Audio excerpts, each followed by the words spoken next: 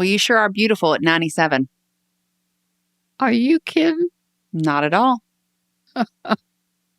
I'm glad you brought her. She's making me feel good, Lindsay.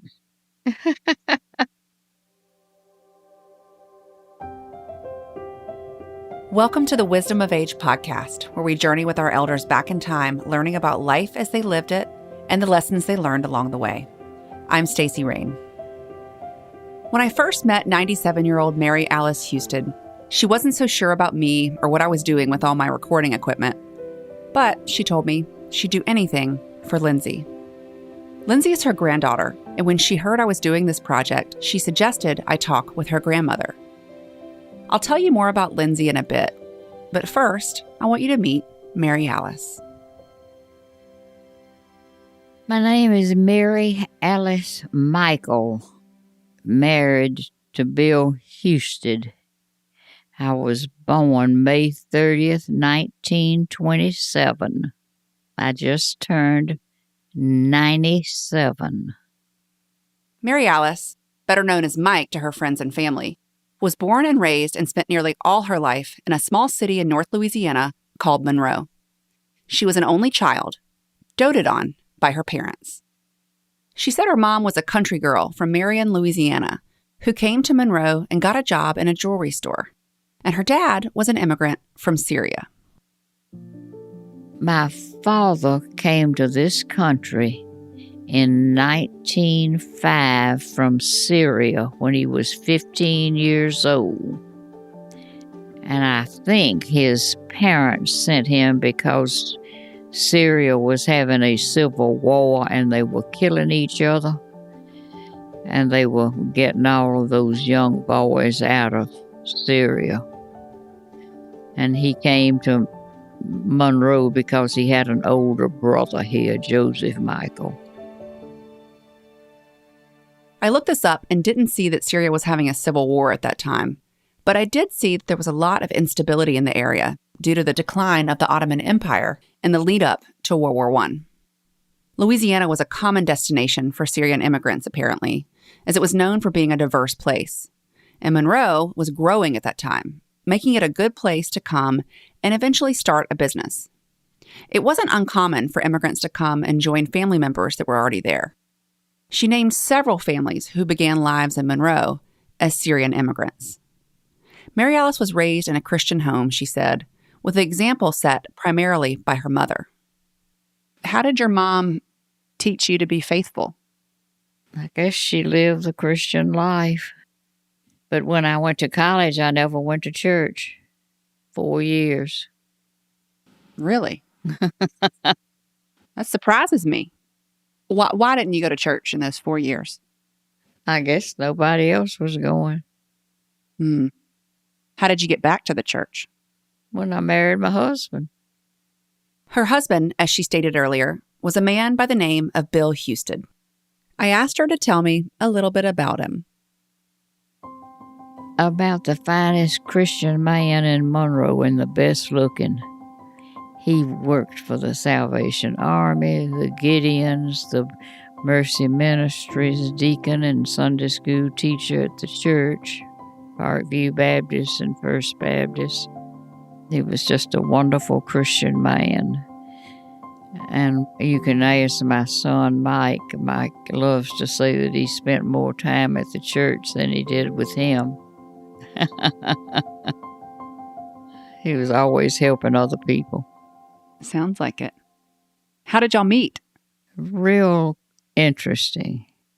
After I left Stevens College and I had failed English, I went out to Northeast and took it over. And Daddy had given me a car when I graduated from Stevens.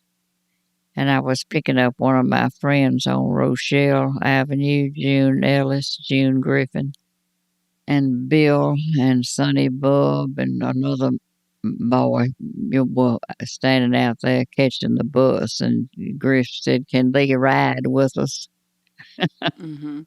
Out to Northeast, because they'd just gotten out of the war. So that's how I met him. He just asked you for a ride? Uh-huh.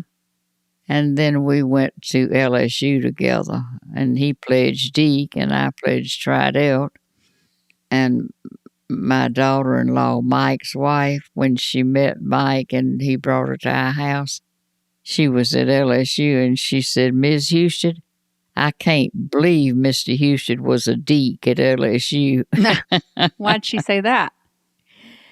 I guess because at that time the Dekes were real bad, but they weren't during, when the war was over, because all those men had been in the war and they were not, boys. They were grown men.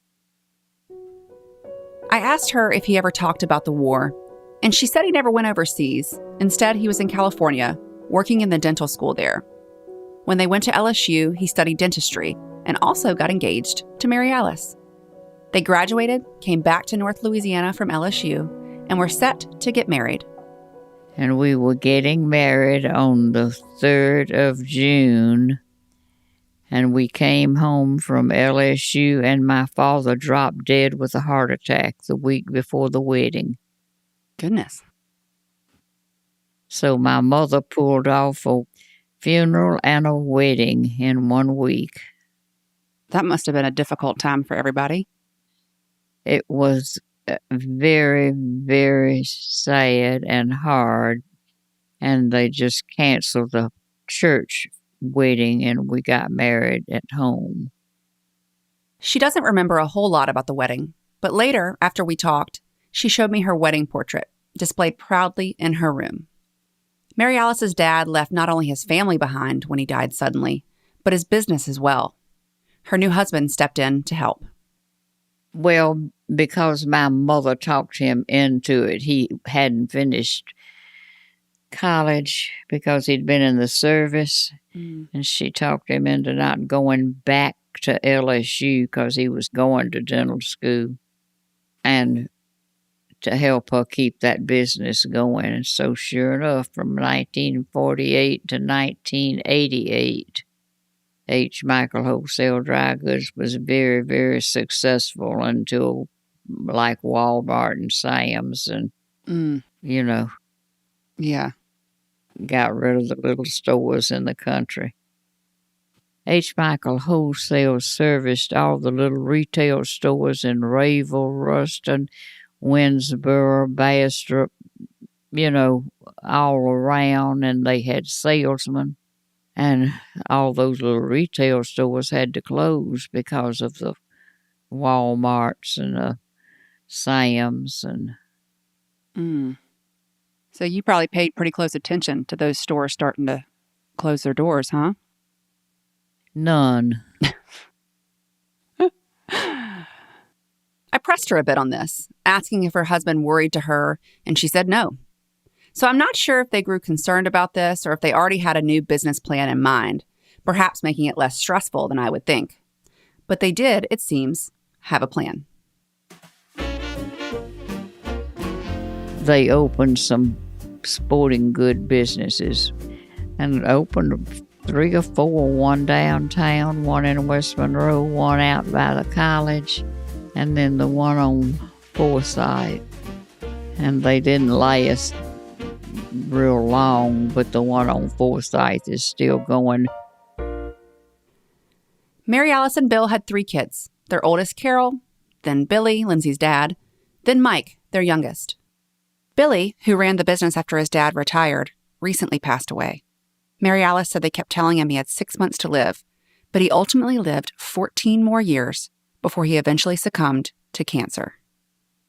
What was clear from my conversation with Mary Alice is that family and faith are extremely important to her. I married a man raised exactly like I was in a Christian home with Christian parents who were crazy about each other, And all 3 of my children married Christians and have Christian children. And I have 8 grandchildren and 23 great-grandchildren, and they're all into the Bible. How does that make you feel? Putting God first, that's all I care about. Why is that so important to you for your kids to put God first? Because that's the truth. There's no other way to live except with God. What do you feel like faith has done in your life for you? Everything. I said to her that she's parented for quite a long time now, and I wondered if she had any parenting advice. True to her values, this is what she said. Put God first and your husband and wife next. And do the kids come after that? Mm-hmm. Why do you say husband and wife before the kids? Bible. Simple as that, if you ask Mary Alice. Her husband Bill passed in 2005 after a long battle with Alzheimer's. She said it got to a point where the family felt she could no longer care for him on her own. So instead, he was cared for at the Veterans Home for the last 7 or 8 years of his life. She said it was a wonderful place, and she never missed a day of seeing him. So I went out there every day. Every day. Uh-huh. To see him? Never missed. And I'd get out there on Loop Road and head to 165, and I'd start praying. Because you talk about a busy, dangerous place, 165. Didn't like driving on that road, huh? Tough. Yeah. What was it like when you would see him every day? What was it like? Yes, ma'am. Well, I was crazy about him. He was crazy about me. I just got very educated about Alzheimer's now. A lot of people don't do that. They get upset when they act up. But, I knew. I just never, ever, ever criticized him. I'd always pet on him, kiss on him. He took care of me for 50 years. Loved on me. He was a good lover. When you say that, how would he show you his love? Affection, and the way he treated me is I was his first concern. We just had a good family marriage because that's the way he was raised. His mother and daddy were crazy about each other and crazy about their children. And they were poor and didn't know it. You know what I mean? Mm-hmm. They lived a beautiful life. Had lunch in the dining room with china and silver and said the blessing, and he was always kissing on her and telling her how beautiful she was. If someone wanted to learn something from your marriage, you said that y'all put each other first and that you always showed each other love. What would you say to young couples today that are just getting married? What advice would you give them? Put God first, and don't criticize. That's what I tell my children. Don't criticize your children. I don't care what they do. Build them up. Don't criticize them. Because then that's when they'll, live up to it. Just, when they act wrong, let it go and raise them up. Mary Alice has a very deep faith. And when I asked her whether the important part was a home being religious or Christian, I received a very stern reprimand in return. There's nobody but God as far as I'm concerned. And you're off on the wrong track if you don't trust the Bible and God. But her faith has carried her through some dark times, like the death of her father just before her wedding, and I'm sure the days when Walmart came to town, and her husband's battle with Alzheimer's, as well as the recent loss of her son Billy. Her faith has also helped lead her family through their dark times. Most especially, her granddaughter Lindsay. Lindsay has experienced a lot of dark times over the years. First with the passing of her mom from cancer when her children were very small, and then her dad's passing within the last year. And then most recently, Lindsay and her husband Brett lost their 16-year-old son Tarver in a tragic accident. It seems that faith is what brings Mary Alice strength and helps her guide her family through unimaginable loss. I can tell that faith is something really important to you. Positively. But because of faith, my family has always been down-to-earth, hard-working people who trust the Lord and, just move on, just like we're doing, losing Billy and Tarver. Mm-hmm. That's just life. But it's a hard thing. Real hard. So what do you do in times like that? You cry and you keep going, one day at a time. And, she'll be crying till the day she dies. But she'll keep going just like she's doing. They're doing a beautiful job helping other people. And that's what it's all about. This was a really hard part of the interview. Lindsay was there with us, and so really, Mary Alice was talking to her at this point more than me. The room was thick with emotion, and honestly, I could hardly breathe at just the thought of the pain that Lindsay wakes up to every single day.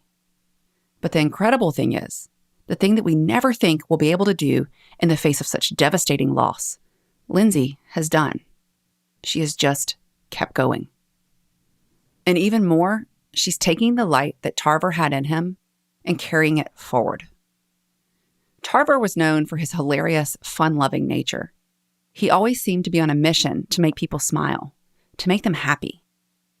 In the wake of his death, Lindsay and Brett started the Tarver Braddock Foundation, with a mission to spread love, laughter, and happiness through random acts of kindness. So far, they've surprised a young man who has overcome incredible obstacles with a car so he can get to work. They've donated to the local children's museum that's in the process of building a new building. And they supported a nonprofit working to build an inclusive playground at the local city park, just to name a few of the random acts of kindness they've created recently. We've all we go through the same thing. See, what she's gone through, I've gone through with her. It's hard, but it's life, and you can't give up. Because she has a husband and she has Stella. Mm-hmm. And she has to put her whole being on her husband and then on Stella. Later, she talked a bit more about Lindsay and loss and getting through it. And as you can hear, she's hugging Lindsay as she's telling her this. She's such a fine person. I just want to be behind her and help her and keep her going. Because it's not easy. But you can do it. God will give you the strength and anything you need. Just trust the Lord. And that's the way my mother was when my father died. And she was trying to pull off a wedding. Mm-hmm. Can you imagine? No. Putting a funeral together and pulling off a wedding. And see, she and Bill's mother had been down to Baton Rouge and set us up in a GI apartment, for him to finish his college thing. Mm-hmm. So then had to go back down there and unload all that. Mm-hmm. But, you do whatever you need to do if you've got any sense. Yeah. Mary Alice and I talked about what life is like at 97. She said her mind right now has gotten not real good, that she has some trouble pulling up words sometimes. Lindsay and I said to her that at 97, that seems normal. She said, who wants to be 97? At this point, she said she can't walk, she can't see, but that she prays to God to give her contentment with her life as it is, and He does. She's perfectly content, she says, with the life God has given her at 97. So when I asked Mary Alice what advice she would give to young people today, based on all her life experience. It will be no surprise that this was her answer. To have God in their life. Mm-hmm. What do you feel like that would do for them? Everything. At one point, I asked her if she ever looked back and thought about whether she'd change how she handled something in life. Here was her response. I wouldn't change one thing about my life. There's nobody I'd rather be than myself, and I wouldn't change 97 years of my life. I had wonderful parents, wonderful husband, great children, great grandchildren. Lived in Monroe all of my life, good Christian town. Her hometown, Monroe, Louisiana, was growing rapidly in the early 1900s when her dad arrived. It was already the place where Coca-Cola was first bottled, and soon would be the birthplace of Delta Airlines. Mary Alice remarked that back when she was young, the city had about 20,000 people. It's grown since then, more than double now, with more in the surrounding areas, including its twin city of West Monroe just across the Ouachita River. She remembers how everything used to be downtown, but when the college was built on the other side of town and the mall after that, the downtown declined. These days, though, the downtown, and maybe the city itself, is in the midst of a revival. Been here almost 100 years, haven't I? And see, my parents have been here way over 100 years. Been right here in Monroe, and there isn't a better place in the world to be your whole life than Monroe, Louisiana. And of course, in New Orleans and Baton Rouge and Alexandria, they don't even know we're up here. And we probably have more culture than they do. Yeah. And I don't know, it's just this town is full of culture that's been here for 100 years. The beating horns, the masses, the college, the symphony, a lot of art, just everything. Music. The little theater is still going, that last play. Well, they said it was so professional they could have been on Broadway. And of course, most of it is due to the college. Talented people. I really loved hearing Mary Alice say that there's nobody she'd rather be but herself. So I asked her to tell me more about that. It didn't happen till I was in my 90s. Really? Tell me about that. Well, I guess, I just have learned to be peaceful and content with where I am. Because all of my friends from kindergarten have died. All of my friends from college have died. And now I have 40 children, to keep me happy, and God. And I listen to my Bible radio all day. Mm-hmm. I'm a big Bible person. And you always have been? Not really. Not in college? Well, and, raising children and all of that, But of course, we always went to church and Sunday school and taught Sunday school, and Bill was a deacon, and Bill did a lot of church work. If someone walked up to you, a stranger, today and said, I don't like being me, I'm not happy, what would you say to them based on all of your experience? I don't know. What would you say? I love that you said there's nobody I'd rather be but me. Mm-hmm. That's the truth. And I probably wouldn't have said that when I was 60. Mm-hmm. It's just, I got to the point in my life where I realized how blessed I was. Mm-hmm. It's just something that, happens to you the older you get. Because there is nothing I want right now. Nothing I've got these children who are just, how about this one? Brought me the most delicious pot of soup last week and cornbread. Oh, yeah? I mean, my children are so good to me. They take care of me. And they told me you never say a negative word. That's what they told me. Well, I don't have anything to say except good. Yeah. You know, hearing somebody say, oh, there's nobody I'd rather be but me, it's a really powerful thing for other people to hear. Well, God made you who you are. Nobody else is like you. Yeah. You need to be happy with who you are and do the best you can with it, right? I think so. At this point, Tammy, her helper, had arrived with her fried fish lunch. She invited me to join, and I really wanted to stay, but I had plans to meet my sister, so I had to decline. Before we ended our conversation, I asked her my last question. After 97 years on this earth, what do you know for sure?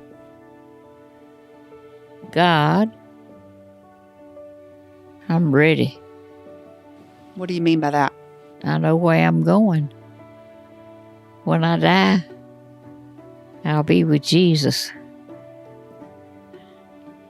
That's what I know for sure. I thank you for letting me come over to your home today. Well, thank you for being interested in this old lady. That was Mrs. Mary Alice Husted. I hope you learned something from her reflections and the wisdom she shared. Thank you to Mrs. Husted for being on this show, and to Lindsay for being with us during the interview. If you would like to support the Tarver Braddock Foundation, please visit tarverbraddockfoundation.org to learn more about their mission to spread love, laughter, and happiness through random acts of kindness. In the next episode, you'll hear from Kimiko Koyanagi, a Japanese-born artist who lived in Tokyo during World War II. If you have a guest suggestion or just want to share your thoughts, head over to wisdomofagepodcast.com. If you enjoyed this episode and want to support the podcast, you can follow the show in your favorite podcast app, leave a rating and review, and share it with a friend. Wisdom of Age is a Rain Media production, produced by me, Stacey Rain, with editing and sound design by Sandra Levy-Smith. To discuss how we can help you bring important stories to life through sound, visit rainmediaco.com to get in touch.